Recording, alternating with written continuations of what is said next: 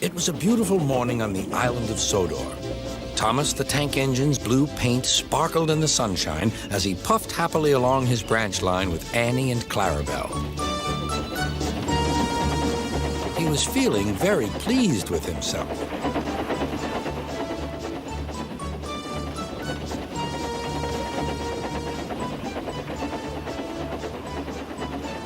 "Hello, Thomas," whistled Percy. "You look splendid."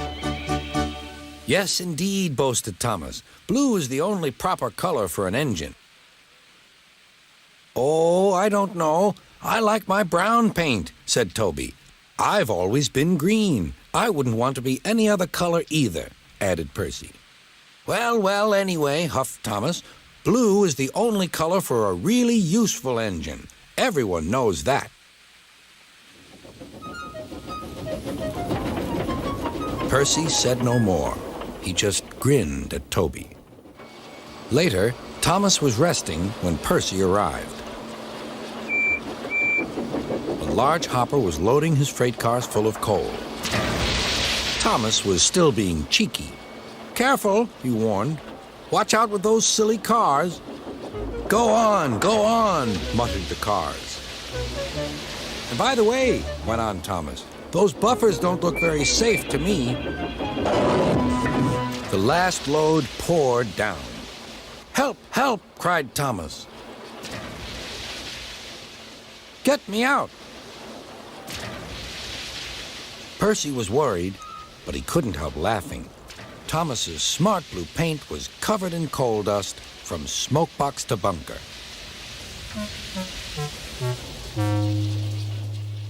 "Ha ha!" chuckled Percy. "You don't look really useful now, Thomas. You look really disgraceful." "I'm not disgraceful," choked Thomas. "You did that on purpose. Get me out."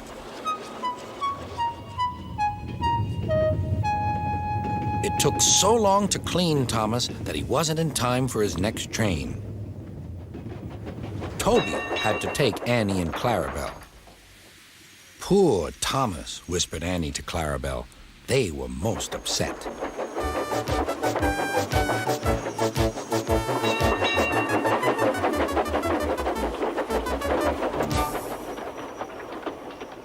Thomas was grumpy in the shed that night. Toby thought it a great joke, but Percy was cross with Thomas for thinking he had made his paint dirty on purpose. Fancy a really useful blue engine like Thomas becoming a disgrace to Sir Topham Hatt's railway. Next day, Thomas was feeling more cheerful as he watched Percy bring his cars from the junction. The cars were heavy and Percy was tired.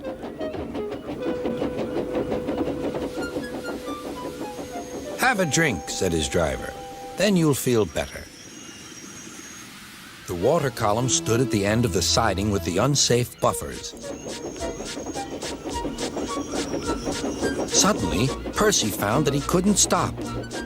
The buffers didn't stop him either. "Oh!" wailed Percy. "Help!" The buffers were broken, and Percy was wheel-deep in coal.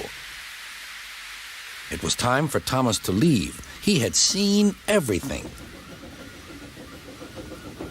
"Now Percy has learned his lesson, too," he chuckled to himself.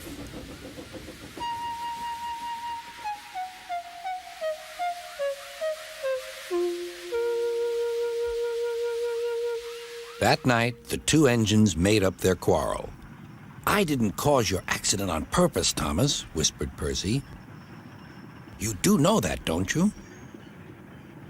"Of course," replied Thomas, "and I'm sorry I teased you. Your green paint looks splendid again, too. In future, we'll both be more careful of coal."